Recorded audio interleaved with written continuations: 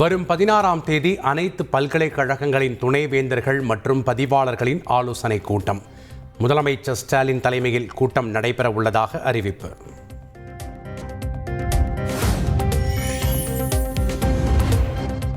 வக்ஃப் சட்ட திருத்த மசோதாவுக்கு எதிராக உச்சநீதிமன்றத்தில் தவேக தலைவர் விஜய் வழக்கு.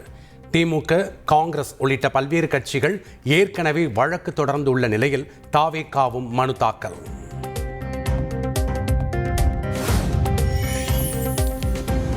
சித்திரை திருநாள் வாழ்த்துச் செய்தியில் பாமக நிறுவனர் என்று மட்டுமே குறிப்பிட்டுள்ள ராமதாஸ். பாமக தலைவர் குறித்து அன்புமணியுடனான கருத்து வேறுபாடு முடிவுக்கு வருகிறதா என தொண்டர்கள் எதிர்பார்ப்பு.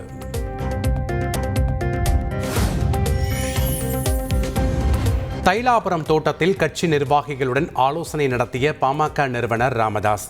விரைவில் நல்ல செய்தி வரும் என ஆலோசனை கூட்டத்துக்கு பின் பாமக கௌரவ தலைவர் ஜி.கே. மணி தகவல்.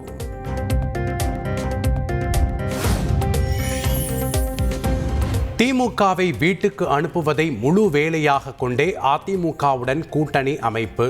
அண்ணாமலை இருந்த காலத்தில் தமிழக பாஜக மிகப்பெரிய வளர்ச்சி கண்டுள்ளதாக தமிழ்நாடு பாஜக தலைவர் நைனா நாகேந்திரன் கருத்து.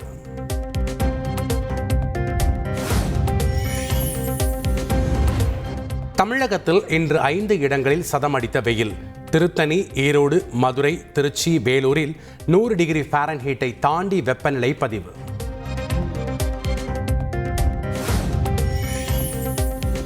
சென்னை திருவான்மியூரில் சாலையில் நடந்து சென்ற பெண்ணிடம் பாலியல் சீண்டல்.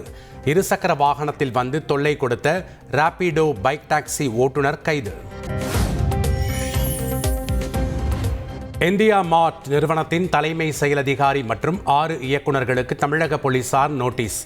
காஞ்சிபுரத்தில் போதைப் பொருள் கடத்தல் வழக்கில் சிக்கியவர்கள் இந்தியா மார்ட் இணையதளம் மூலம் போதைப் பொருட்களை வாங்கியிருந்த நிலையில் நடவடிக்கை.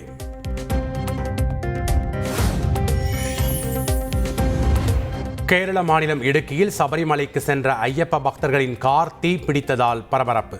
புகை வருவதை பார்த்து உடனடியாக காரில் இருந்து இறங்கியதால் பெரும் அசம்பாவிதம் தவிர்ப்பு.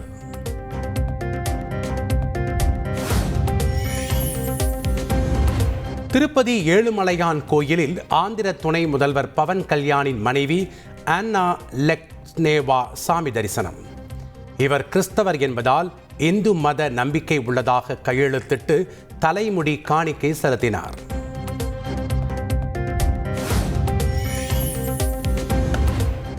திருப்பதி ஏழுமலையான் கோயிலில் பிரபல நடிகை மீனாட்சி சௌத்ரி சுவாமி தரிசனம். கோயிலுக்கு வெளியே மீனாட்சி சௌத்ரியுடன் செல்ஃபி எடுக்க போட்டி போட்ட ரசிகர்கள்.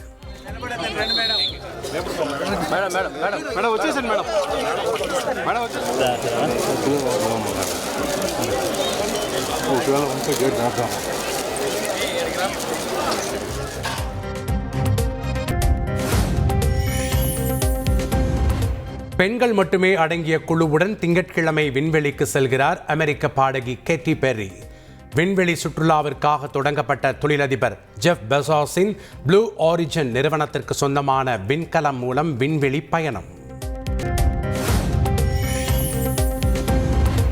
ஐபிஎல் தொடரில் ராஜஸ்தான் ராயல்ஸ் அணியை 9 விக்கெட்டுகள் வித்தியாசத்தில் வீழ்த்தி பெங்களூரு அணி வெற்றி.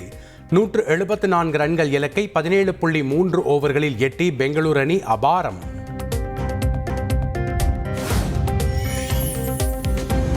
T20 வரலாற்றில் விராட் கோலி புதிய சாதனை. 100 அரை சதங்கள் அடித்த முதல் ஆசிய வீரர் என்ற சாதனையை படைத்தார்.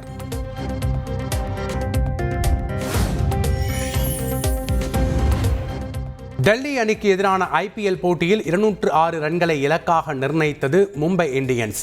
மும்பை அணியில் திலக் வர்மா 59 ரன்கள், ரிக்கல்டன் 41 ரன்கள் அடித்து அசத்தல்.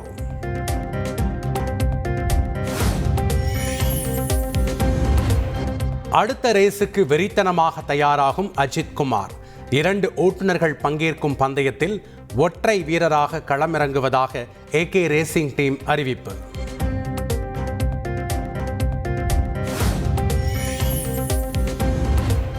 சென்னையில் ஜனநாயகன் படப்பிடிப்பு தளத்தில் குவிந்த தொண்டர்களை பார்த்து கையசைத்த தவேக தலைவர் விஜய்.